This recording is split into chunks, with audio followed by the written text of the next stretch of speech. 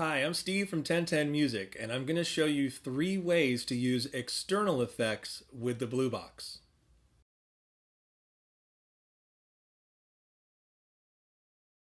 In the first example, I'll use a simple stereo send and return.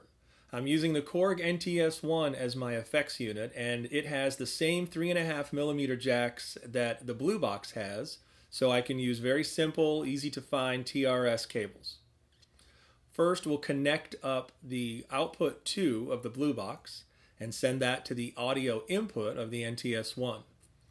Connect the NTS1 output back to a track, in this case track 2 or input 2 of the bluebox. To get it set up in software, you want to hit the mixer button until you see out 2 in the lower right corner. And then adjust the channel send. So in this case, we want to send drums. So I'm just going to turn it all the way up to 0. Now we're sending drums through output 2 back into our effects unit. Now, if we hit play, we hear just our drums. Go back to the mix. If I turn the volume up on track 2, which is our return, just mute that, we hear no effects. We haven't applied any effects yet. Okay. As I start to turn the controls up though on the NTS1, I have a simple plate reverb applied here. Now we can hear it. We can turn that all the way down. We can mix that in. There's infinitely more control. Another nice thing about doing things this way is that you can record the effect to its own track, which means you have full access to EQ and even more effects. But you can record that track separately, which often is easier to mix later in the DAW.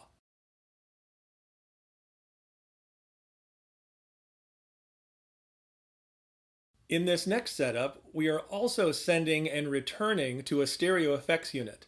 What changes here is the actual effects unit is now a guitar pedal, and the cables that we use look like this. These are our own 1010 Music branded cables. You can find them on our website now, but they are stereo TRS on one end, dual 1/4-inch mono on the other. They are plenty long enough to connect all your gear, and they work really well.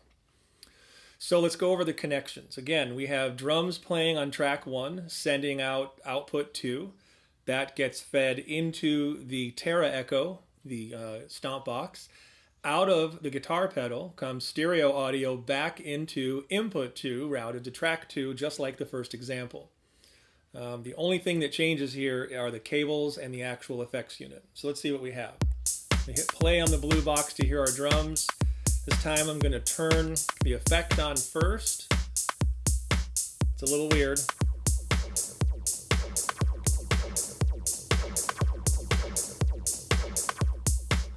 But again, by returning your effects to a separate channel, you have far greater control over its level, its EQ. You can even add more effects to it. And by recording it separately, you have far more flexibility when you do move it to the DAW.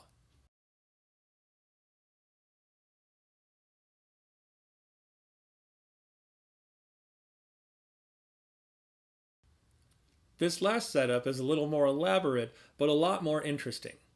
We're going to send 2 mono sends from the bluebox this time into 2 separate external effects units. We'll return those in mono to a single track in the bluebox. And let's see how to set this up. In order to split output 2, we're going to touch the main button, press B to see your configure options, and make sure output 2 mode is set to mono. If it's set up right, you can press the mixer button 2 times and you'll see out 3 on the far right of this screen. This tells you you have another fader to control output 3.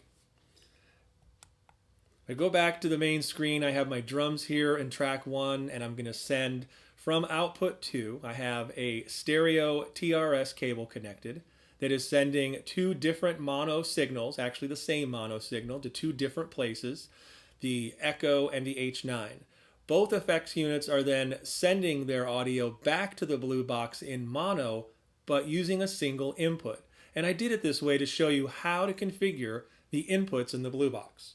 We start by pressing the track button and then B to see the configure options. If you look at the top here, you can touch the meter bridge to select your track, and you'll see the inputs assigned to that track highlighted in the section below. In this case, the H9 is set up on the left side, and the TE2 is set up on the right side. We'll go back to the mixer and press play, and we hear the drums.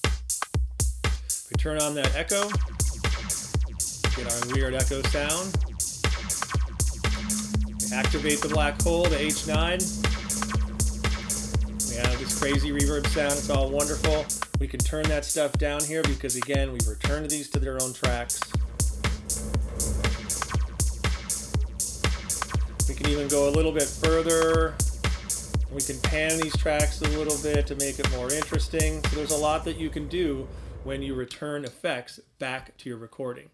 By doing this, you have the ability to control the return with EQ and other effects or plugins in the DAW.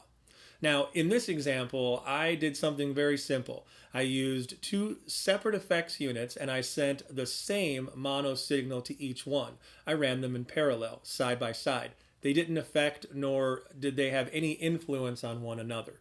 But you can connect these effects units in serial as well. So I can take the output from the blue box and input into effects box 1, run the output of effects box 1 into effects box 2, and so on and so forth. And you can string your effects together in all kinds of interesting ways. Thanks for watching. If you have any questions, feel free to check us out at forum.1010music.com or send us an email. Have a great day.